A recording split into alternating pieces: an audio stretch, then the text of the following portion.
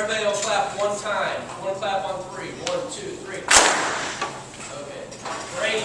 Hey, my name's Andy Lamberto, and so you've got this whole range of backgrounds and experiences that come together in this sort of insignificant college in the middle of a small farm town in one of the least populated states in the middle of the greatest country in the world.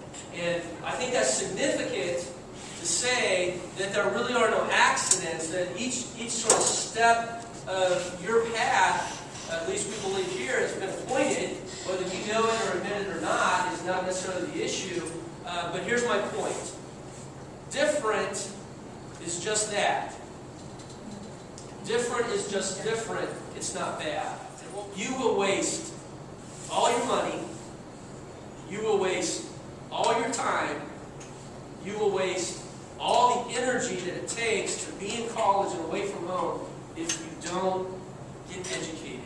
And so we are an institution of higher learning. We are not a soccer camp. We are not a little farm club for Major League Baseball. We're not the NFL semi-pro league. On and on and on. We are an institution of higher learning, and that means that what we provide at the end of the day, hopefully you're going to have a great life transformation. Hopefully you're going to name your kids after the people that you play with here.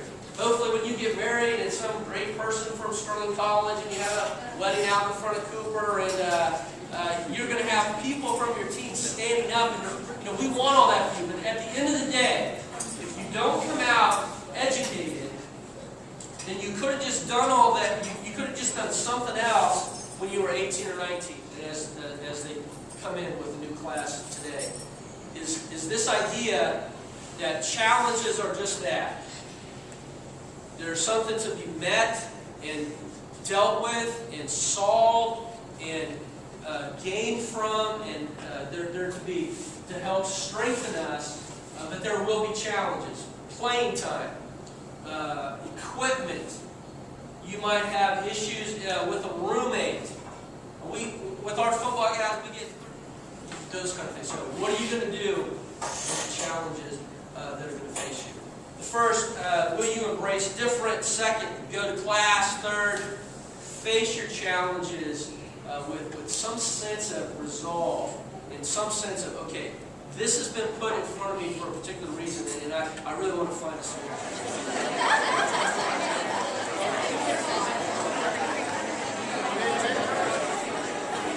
President here, and I have the privilege of saying welcome, opening in prayer. I want to say by way of offering a welcome to you that we are absolutely delighted to have you students and your parents here on campus for these days and for the beginning of what we believe to be an extraordinarily important phase of your life. You know, Sterling College is a Christian liberal arts college. You know that by now, or I certainly hope you know that by now. And we really are in the classic model of what liberal arts education has been for the last 350 years in what was the colonies and then became these United States. And that is that we have at the very core of what we do, the very, very center of what we do, is that we exist to help shape student souls. Most colleges and universities have given up on that idea. There are very few of us left in the country. We're a remnant of what American higher education used to be all about. For 250 years, that's what American higher education focused on. The shaping of character, the development of student souls, the belief that there's more than material objects around us, that there's a higher power, there is a God, He loves us, cares for us, has a plan for us, and has a greater purpose in life for all of us. We believe that here, and that's what you'll encounter during these 4 years of your time at Sterling College. We hope that you drink deeply of this reality. We hope you drink deeply of this kind of education, because if you do, it will change your life. And that's what we're about. And so I welcome you to the beginning of that journey for you. So let me open this. Those around us. Some questions for you today.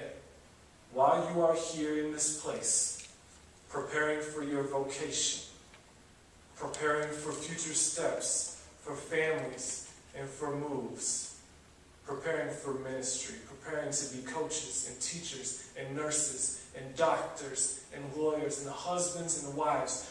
Will you take the time and the effort to be intimate with God? People who know God well, who know God deeply. Will you discern? Will you discern what God is trying to say to you, the things that God is trying to call you into? Will you be obedient to the will that God has for your life? And when you come back to this place at the appointed time when God calls you back, be it homecoming, be it to teach classes, be it to work at this institution, be it in 30 years to bring your children to be part of the next class of incoming freshmen, and will you have stories to tell? Stories of transformation and stories of a powerful and wonderful and beautiful God. Particularly when life turns out a whole lot more or a whole lot less than you bargained for. Because it does sometimes. In these moments where either you blow it or somebody else blows it and life doesn't meet up to your expectations and you're feeling disappointment, God extends us an invitation. He's saying, don't give up. Just give it over. Give it all over to me.